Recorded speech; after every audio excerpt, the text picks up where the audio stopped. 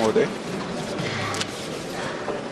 सबसे पहले आज जो है संसद पर हुए हमले की हम सभी जानते हैं बरसी है, तो मैं इस लोकतंत्र के मंदिर की रक्षा करने वाले अपने सारे शहीद सुरक्षा कर्मियों के प्रति अपनी हार्दिक श्रद्धांजलि अर्पित करता हूं, जिन्होंने की संसद की सुरक्षा में अपने प्राणों की आहुति दी है। अध्यक्ष महोदय, सबसे पहले मैं आपको धन्यवाद भी देना चाहता हूं कि आपने मुझे इस सदन में भारतीय संविधान के 75 वर्ष की यात्रा पूरी होने पर आयोजित इस चर्चा में भाग लेने का अवसर दिया है। हम सब सौभाग्यशाली हैं कि हम भारतीय संविधान के अमृत महोत्सव के अध्यक्ष महोदय हम साक्षी बन रहे हैं। अध्यक्ष महोदय, 75 वर्ष पहले संविधान सभा ने न्यूली इंडिपेंडेंट इंडिया के लिए संविधान निर्माण का महान कार्य संपन्न किया था।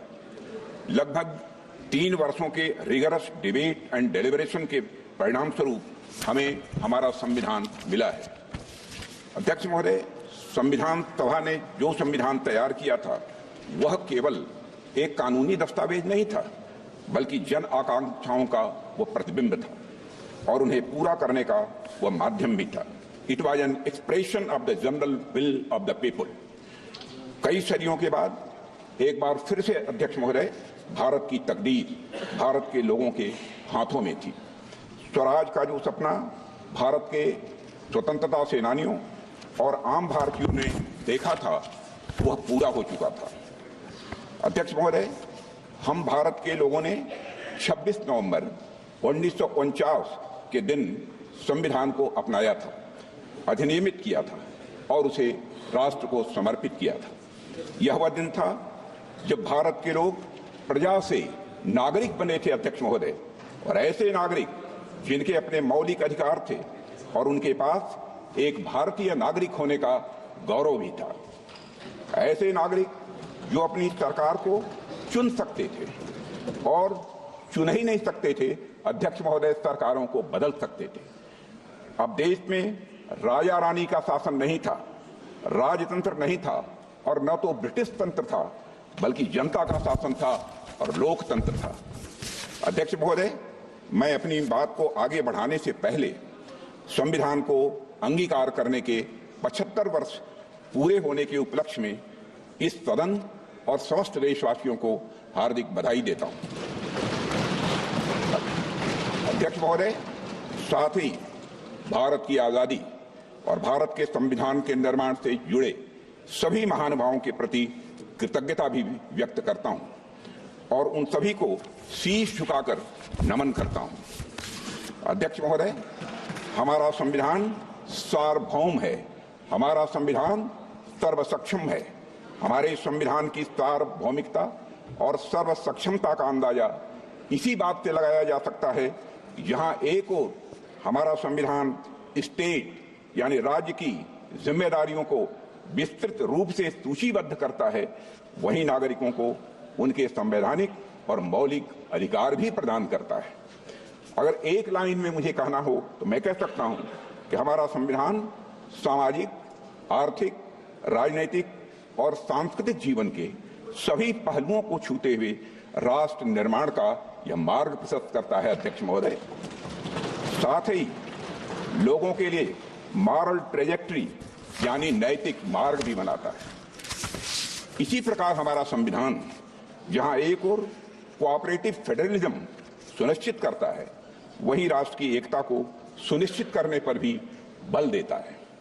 हमारा संविधान लेजिस्लेचर, एग्जीक्यूटिव और जुडिशियरी को नागरिकों के हितों के लिए मिलजुल कर काम करने की शक्ति भी प्रदान करता है।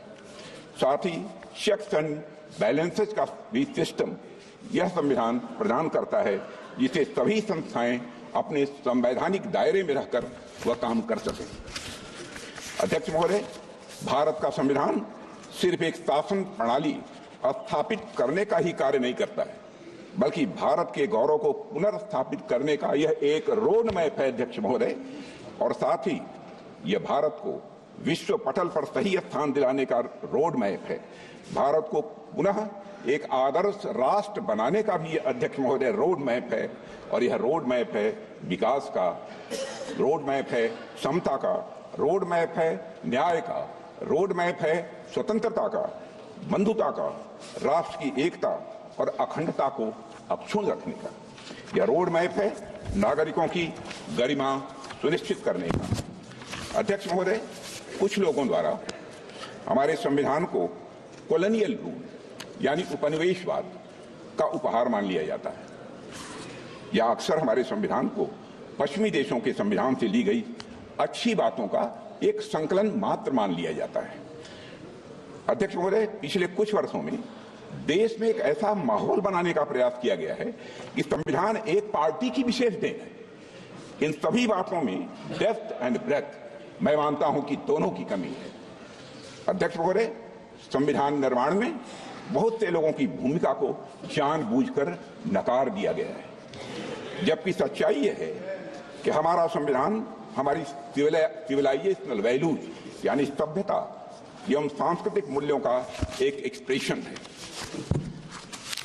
अध्यक्ष महोदय, हमारा संविधान स्वाधीनता संग्राम के हवन कुंड से निकला हुआ यह अमृत है। हमारा संविधान स्वतंत्रता सेनानियों के त्याग से सिंचित यह हमारा स्वाभिमान है। यह एक सीरीज ऑफ हिस्टोरिकल इवेंट्स का आउटकम है।